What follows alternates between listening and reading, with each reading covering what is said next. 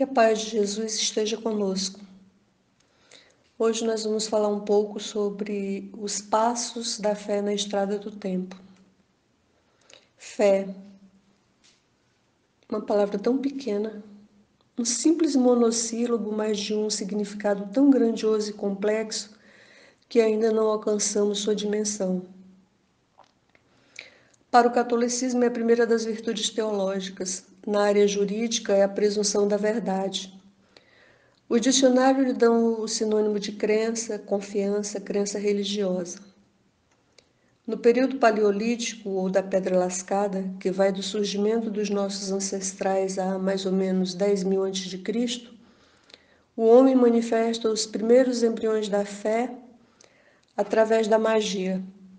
As artes gravadas nas cavernas atestam tal manifestação. Na pré-história, o sepultamento, demonstrando preocupação com os mortos, pode ser traduzido pela manifestação da fé no futuro. Fé que transcende a vida terrena. No período neolítico, que se estendeu até mais ou menos 5.000 a.C., o homem passou a ter fé em uma religião primitiva, baseada nos astros e nos fenômenos da natureza. Fogo, raio, trovão, tempestades. E com o passar do tempo, as expressões da fé religiosa foram se multiplicando, como, por exemplo, o culto dos ancestrais, a crença na deusa mãe. E caminhando um pouco mais, vamos encontrar as manifestações de fé como crença religiosa, transferindo-se do âmbito familiar e tornando-se amplamente coletiva. E os homens passaram a criar deuses segundo sua imagem e semelhança. Desse modo, cada povo tinha sua forma peculiar de fé em suas religiões politeístas. Como na mitologia grego-romana, que a fé se manifestava através de preces e sacrifícios aos deuses antropomórficos, e a civilização grega que concebia os deuses do Olímpico em sua fé. Caminhando no tempo, encontramos o povo hebreu que foi o primeiro a professar a fé no Deus único, Jeová ou Javé. Esse foi o primeiro passo da evolução da fé.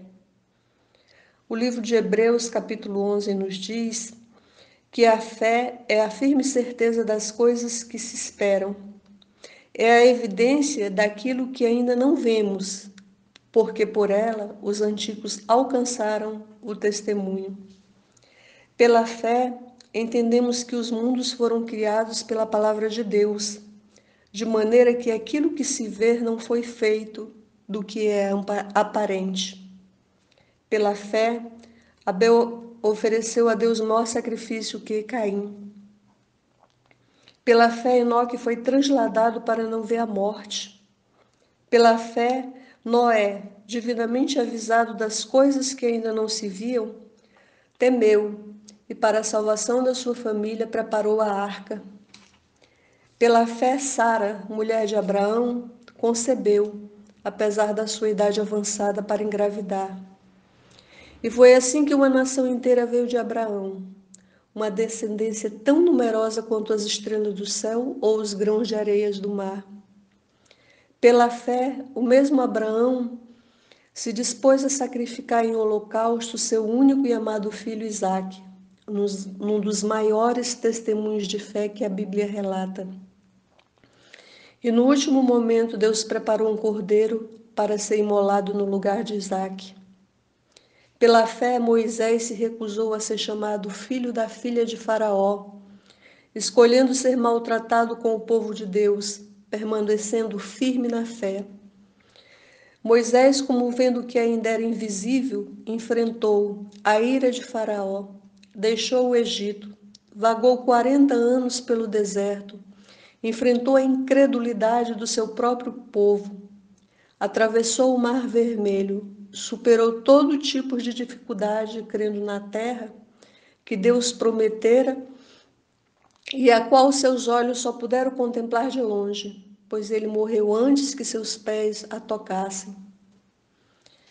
A semente de Moisés recebeu por herança a terra prometida, e o mundo inteiro recebeu os princípios eternos do Evangelho contidos nos 10 mandamentos. Pela fé, caíram os muros de Jericó, e Raabe, a meretriz, não pereceu com os incrédulos, acolhendo em paz os espias. E que mais direi? Faltar-me-ia tempo contando de Gedeão e de Baraque, e de Sansão e de Jefté, e de Samuel e dos profetas, os quais, pela fé, venceram reinos, praticaram a justiça, alcançaram promessas, fecharam as bocas de leões, apagaram o fogo, escaparam do fio da espada, da fraqueza tiraram forças e na batalha se esforçaram. Outros experimentaram escárnios e açoites, cadeias e prisões. Foram apedrejados, tentados, mortos ao fio da espada. Andaram vestidos de peles de ovelhas e cabras, desamparados, aflitos e maltratados. Andaram errantes por desertos e montes, catacumbas e cavernas da terra. Todas essas pessoas, das quais o mundo não era digno, viveram na fé, e muitas morreram sem ter visto o cumprimento das promessas. Mas, crendo nelas, aceitaram-na, pois reconheciam que eram estrangeiros na terra, vivendo aqui de passagem, buscando sua verdadeira pátria, a pátria espiritual. O segundo passo de fé, o segundo passo da evolução da fé, se dá com a chegada de Jesus. Com o advento do Cristo, a humanidade recebeu os maiores ensinamentos de fé. São ensinamentos tão grandiosos que até hoje nós não conseguimos internalizá-los e muitos ainda sequer conseguimos entendê-los. Com Jesus, a fé submissa, imposta, é substituída pela fé esperança. Com Jesus, a fé deixa de ser uma injunção para ser um aprendizado. Não foi, portanto, uma fé baseada em dogmas religiosos, mas a fé na vida eterna, a fé na existência de um Deus Pai, justo, bom e misericordioso, que Jesus veio nos ensinar. Jesus disse: tudo quanto pedires em oração, crendo, o recebereis. Isso porque a fé é o estímulo e segurança que não nos deixa desistir dos objetivos que pretendemos alcançar. E é lógico que esses objetivos devem ser de utilidade para o bem. Aquele que tiver essa fé continuará persistindo sem desistir, sem se entregar ao desespero ou ao desânimo quando seus esforços não alcançarem o êxito imediato. Continuará confiando em Deus quando seus planos forem frustrados pela força dos acontecimentos, pois compreenderão que os planos de Deus são maiores e melhores, mesmo que no momento sejam incompreensíveis. No capítulo 17 do seu Evangelho, Mateus nos conta que Jesus, descendo do monte, onde ocorreu a transfiguração, naquela passagem que Moisés e Elias aparecem em espírito, pois bem, quando Jesus desceu do monte, uma multidão se acercou dele e um homem, pondo-se de joelho, disse: Senhor, tem misericórdia de meu filho, que é lunático e sofre muito, pois muitas vezes cai no fogo e outras vezes cai na água. Eu o trouxe aos teus discípulos, mas eles não puderam curá-lo. E Jesus disse: ó raça incrédula, até quando estarei convosco e até quando sofrereis? Trazei-me aqui o menino. E repreendeu Jesus o demônio que saiu do menino, e ele ficou curado na hora. Então, os discípulos perguntaram a Jesus por que eles não puderam expulsá-lo, né?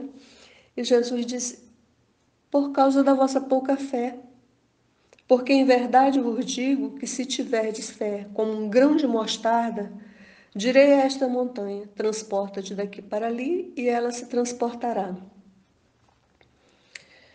O exemplo de Jesus não é exclusivo ao grão de mostarda, mas ao significado do exemplo, porque ele, na época, era um dos menores grãos conhecido pelo homem. Porém, quando o grão de mostarda é plantado, ele cresce de maneira extraordinária, tornando-se imponente, grandioso, tornando-se uma árvore cujos galhos servem de ninho para as aves do céu. Mas, para que isso aconteça, o grão carece receber os nutrientes que o solo oferece. E também o próprio trabalho do grão no aproveitamento dos recursos que o solo tão generosamente lhe oferta. E ele sofrerá a solidão no útero escuro da Mãe Terra, o esforço para germinar, romper do solo e crescer em direção ao sol, sem prescindir da ajuda de proteções de estacas, de nutrientes do adubo e da bênção da água. Assim, meus irmãos, acontece com a fé na alma humana. Sem o recurso da boa vontade, sem o esforço do estudo, sem o trabalho do testemunho, ela não se fortalece. Sem nossos próprios esforços, a semente da árvore da fé viva não cresce no coração. Deus nos dá tudo, mas é imprescindível o esforço de cada um, pois a fé não nasce miraculosamente, como também a fé não se prescreve, não se determina. Ela se conquista. A semente da fé não brota no solo dos nossos corações por acaso, por milagre. Ela carece da proteção das estacas do estudo, do adubo da prece e dos bons pensamentos, da defesa das reflexões nos ensinamentos de Jesus. E essas defesas são contra as pestes do desânimo e da incredulidade. Necessita dos elementos do solo, do trabalho e da bênção da água do testemunho. Estes são os nutrientes que fortalecerão a árvore da fé viva, que dá ao homem a resistência para enfrentar os momentos difíceis, como doença, solidão, desemprego, carências e catástrofes. A fé não cresce milagrosamente, ela se desenvolve pelo trabalho. Tem muitas pessoas que acreditam que a fé deveria preservá-lo de toda e qualquer dificuldade. Deveria ser uma espécie de imperturbável redoma onde a dor e o sofrimento fossem desconhecidos. Mas a situação do aprendiz de Jesus é muito diferente, pois ele não é isento de responsabilidades e esforços. É por isso que Paulo de Tarso, escrevendo aos Coríntios, disse: em tudo somos atribulados, mas não angustiados, perplexos, mas não desanimados. Paulo disse isso porque desde os primeiros tempos do Evangelho, que os servidores do Cristo passam por tribulações e perplexidade, mas não desanimam na fé. É a mesma coisa que diz Emmanuel: por permanecerem na fé, os seguidores de Jesus conheceram a lapidação, a tortura, o exílio e o confisco de seus bens. Foram entregues aos leões, aos espetáculos sangrentos e aos postes do martírio. E não parou por aí. Caminhando nas páginas sangrentas da história, nós chegamos à era medieval, a Idade das Trevas, onde a fé de muitos foi testada ao ser entregues a fúrias de nefandos tribunais presididos por sádicos inquisidores que infligiam cruéis tormentos em nome de Deus, maculando assim o santo nome do Senhor. Mas nem o martírio nem a fogueira conseguiram destruir a sublime semente nas entranhas daqueles que não se deixaram desanimar, apesar de tribulados e perplexos, não se deixaram dominar, é que eles sabiam que Jesus foi o grande tribulado e aprenderam com ele que da perplexidade, da aflição, do martírio e da morte, a alma se transfere para a ressurreição eterna. A verdadeira fé, ainda que do tamanho de um grão de mostarda, jamais recua ou declina. Ao contrário, mantém contato ininterrupto com Deus, sua fonte inextinguível. Por isso, essa fé, mesmo pequena como um grão de mostarda, se desenvolve até se transformar em árvore frondosa. Na passagem evangélica, Jesus diz que os discípulos não conseguiram expulsar os demônios, ou seja, os maus espíritos, por causa da falta de fé. E naquela hora Jesus não estava falando da fé emoção, ele estava falando da fé convicção. Da fé embasada na razão que se adquire com o desenvolvimento da experiência, do intelecto, da razão. Jesus falava da fé que só passaríamos a compreender quando a doutrina espírita veio nos trazer o terceiro passo da fé, a fé raciocinada. Continuando nosso caminho pela história, nós chegamos ao século XVIII, também chamado século das luzes. Naquela época, desenvolveu-se na Europa um movimento intelectual chamado Iluminismo, movimento baseado nas ideias de liberdade política, econômica e religiosa. Essas ideias eram disseminadas por filósofos e economistas que eram contra o absolutismo e se diziam propagadores da luz e do conhecimento. Eles partiam do pressuposto de que a felicidade encontrava-se atrelada ao progresso material e moral da sociedade e valorizavam a razão acima de tudo.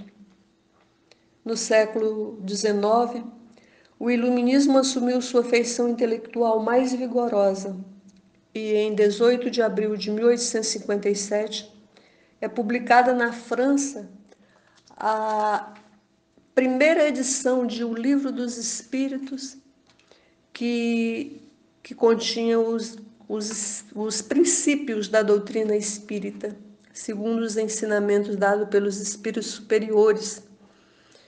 Esses ensinamentos foram reunidos e organizados, foram codificados pelo eminente educador iluminista Hippolyte Léon Denisard Revel, pseudônimo Allan Kardec. E a doutrina espírita, respirando o clima iluminista, a ele transcendeu no seu conhecimento racional das leis que regem a evolução bio-psico-espiritual do homem, nos ensinando sobre valores morais e espirituais como respeito, caridade, amor e fé raciocinada. A doutrina veio nos ensinar que a fé cega é como um farol cujo clarão vermelho não pode transpor o nevoeiro. Já a fé raciocinada é farol elétrico que ilumina com brilhante luz a estrada a percorrer.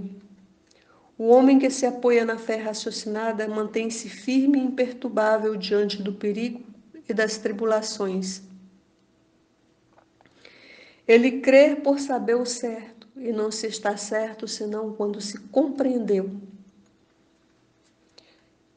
E passo a passo, meus irmãos, chegamos ao século XXI, onde a fé dos seguidores do Cristo não são testadas pelo circo, cruz, guilhotina ou fogueiras, mas pela resistência à violência que se apresenta com requintes de crueldade, a sensualidade desenfreada, os escândalos e corrupções e, principalmente, pelas tragédias e as viroses que vêm colocando em xeque a nossa fé, como, por exemplo, o tsunami na Indonésia em 2004, com mais de 227 mil mortes, o furacão Katrina nos Estados Unidos, a influenza H1N1 em 2009, o terremoto no Haiti em 2010, que ceifou mais de 250 mil pessoas, deixando mais de 1.500.000 desabrigadas. O tufão nas Filipinas em 2013, o rompimento da barragem em Brumadinho, Minas Gerais, Brasil, em 2019. E agora, em 2021, a pandemia do Covid-19, o coronavírus. Fazendo uma reflexão, nós percebemos que a própria natureza está nos convidando a uma modificação nos nossos valores, nos convidando à transformação, ao crescimento e estruturação da fé para enfrentarmos as dificuldades e nos fortalecermos para o futuro. Nos fortalecermos para as futuras crises que poderão vir, ora como prova, ora como um mecanismo de ação e reação. Nesses momentos, meus irmãos, a fé é o salva-vida que impede de naufragarmos no mar do desespero. Porque até mesmo uma guerra pode ser cessada pelo desejo dos homens, dos governantes que a iniciaram. A fome e a desigualdade podem ser mitigadas pela solidariedade, pela fraternidade. Mas as tragédias naturais, os vírus, nenhum dos dois obedece à vontade humana. Portanto, todos nós que estamos vivendo as ocorrências atuais, não podemos esquecer o quanto é imprescindível alimentarmos nossa fé. Porque a fé aumenta o nosso padrão vibratório, ou seja, o nosso bom estado de espírito, nosso bom humor, nossa tolerância. E nesse estado mais elevado, nós conseguimos nos conectar com espíritos que estão em faixas superiores e que manipulam o fluido cósmico universal, alterando seus atributos. Depois, então, eles enviam o fluido alterado até aquilo que pretendemos alcançar, seja a paz, a saúde, a serenidade. Era essa fé que faltava aos apóstolos naquele momento, que o Pai levou até eles o filho lunático. É por isso que Jesus diz: se não o curaste, foi porque não tinhas fé. Então, meus irmãos, nos esforcemos para transformar o nosso medo, angústia e incerteza em fé, pois os milagres são obras da fé. Mesmo que essa fé seja do tamanho de um grão de mostarda, essa pequena palavra, esse simples monossílabo, tem um significado tão grandioso a ponto de transportar montanhas de dificuldades e de impossibilidades. E que a luz de Jesus continue nos iluminando.